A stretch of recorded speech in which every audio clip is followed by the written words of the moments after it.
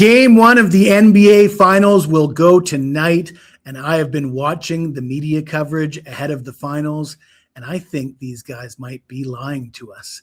I sense a little bit of recency bias, a little bit of East Coast bias.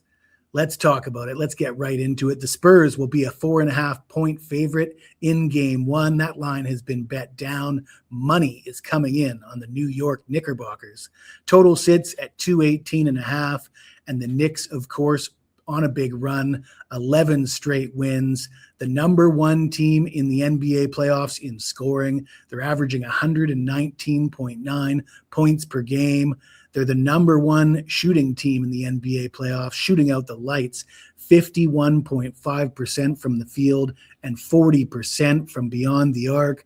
But it's not exactly ideal when you come in as the NBA's hottest team and you've had 8 days to sit on your ass and do nothing. And that's exactly the situation for the New York Knicks. And we have to ask ourselves, what might the New York Knicks look like after an 8-day layoff? Well, we don't have to think too hard because that's the exact layoff they had ahead of game one of the Eastern Conference Finals. And they trailed the Cleveland Cavaliers at halftime. They trailed by 22 points in the third quarter of game one of that game, but they came all the way back and pulled off the miracle, setting the tone for that series. It might have been a very different series had they not have come back in game one. I don't think they're coming back from a 22-point deficit on the road in San Antonio tonight. I ask myself, is there some recency bias? I think so. And when it comes to East Coast bias, it's a real thing. 80% of the American population lives in the eastern side of the country. If you just go and Google East Coast bias, you'll see it's something that happens. And at the end of the day, every pundit on every major network 2 weeks ago was telling us whoever comes out of the West is winning the NBA championship. And now those same talking heads are telling us, hey, the Knicks might have a chance. I'm not saying they don't have a chance. I'm just saying their chances might be a little bit inflated at the moment. People will reference that the Knicks won the regular season series and they won the NBA Cup final. But remember, Wemby was coming off the bench in those games. He was not fully healthy. The starters for the Spurs didn't play a lot of minutes in the NBA Cup final. The Spurs were up at halftime in that game, by the way, as well. I'm not sure it's a great spot. I'm really concerned about the 8-day layoff for the Knicks. At the end of the day, since the year 2000, favorites in the NBA Finals have gone on to win in 19 of the last 26 NBA Finals. That's 73%. And in 5 of the last 6 finals, the favorite has won. So do the Knicks have a shot? Sure they do. But how big of a shot do they have? Well, we're going to talk about the San Antonio Spurs. But before we do, please allow me to tell you about a few promotions we have available right now at WagerTalk. And I think you guys are going to like this one. It's a new one. The Road to Football, $399 gets you every play in every sport until the NFL kicks off in early September. That means you'll get the NBA Finals, the NHL Finals. You'll get most of the Major League Baseball season. And we also have the World Cup coming up. Oh, by the way, I was the number one profit handicapper in the last World Cup. I hit 71% with all my picks in that tournament.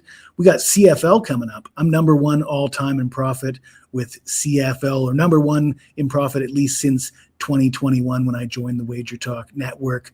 So, some big things happening this summer that you don't want to miss. And if you're interested in the World Cup and you're only interested in the World Cup, we have this package available for any of the great handicappers at WagerTalk or Picks and Parlays as well. Now let's get back into the analysis. Let's talk about the Spurs because the Spurs win Game 7 by a score of 111-103 on the road at Oklahoma City. They overcame the Oklahoma City Thunder's physical play in that series. They overcame a lot of controversial calls from the officials in that series, and they overcame injuries to Harper and De'Aaron Fox, and they still prevailed. So to tell me that they don't match up well against the Knicks or the Knicks might be physical for them, I don't know if I'm buying that after seeing the way they played against Oklahoma City.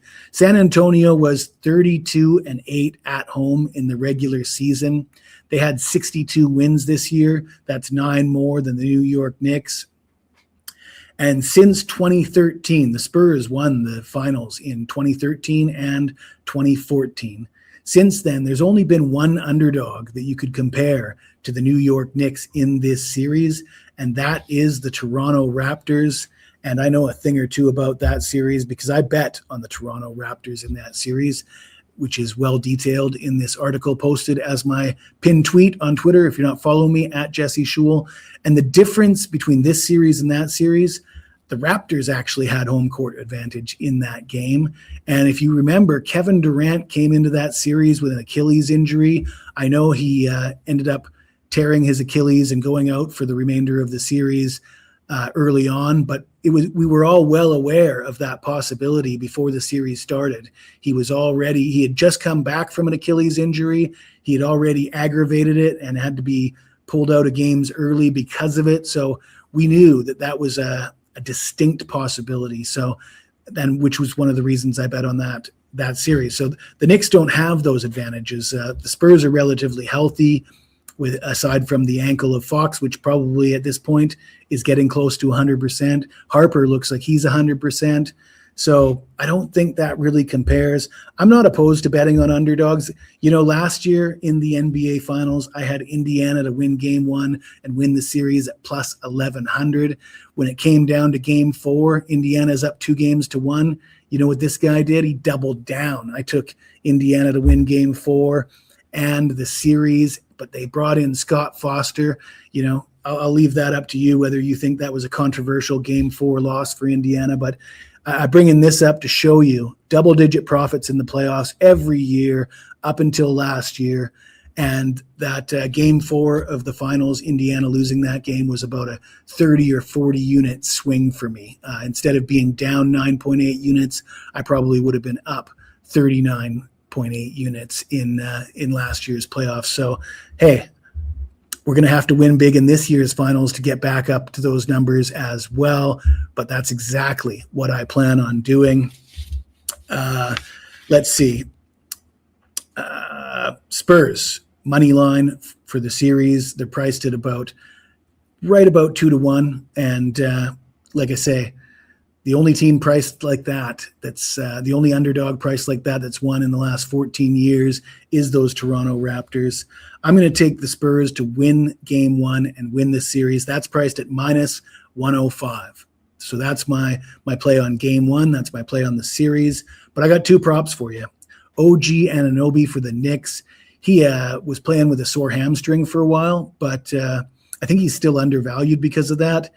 His PRA sits at 23.5. He's averaging 19.7 points, 6.9 rebounds, and 1.9 assists in the playoffs.